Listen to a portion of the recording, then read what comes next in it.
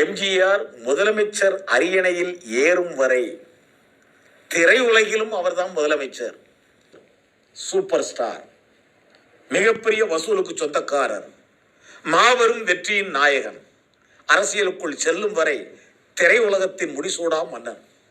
இவருக்கு 100வது படம் ஒளிவிளக்கு. இந்த ஒளிவிளக்கு படத்தை கேள்விப்பட்ட உடனேயே இதனுடைய மிகப்பெரிய சிறப்பம்சம் உங்களுக்கு தெரியும். எது?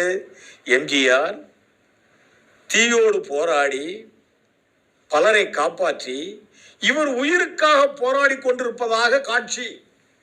இப்போது இவரால் ஆதரிக்கப்பட்ட, குடும்பத்திலிருந்து தனித்து விடப்பட்ட இளம் விதவை சவுகார் ஜானகி இந்த எம்ஜிஆருக்கு ஆறுதல் தருவதாக, இறைவனை வேண்டுவதாக, அந்த முருகப்பெருமானை வேண்டி பாடுவதாக, ஆண்டவனே உன் பாதங்களை நான் கண்ணீரில் நீராட்டினேன். சுசீலாவின் பாடல், எம்எஸ்வியினுடைய இசை. இந்த பாட்டுக்கு எவ்வளவு முக்கியத்துவம்.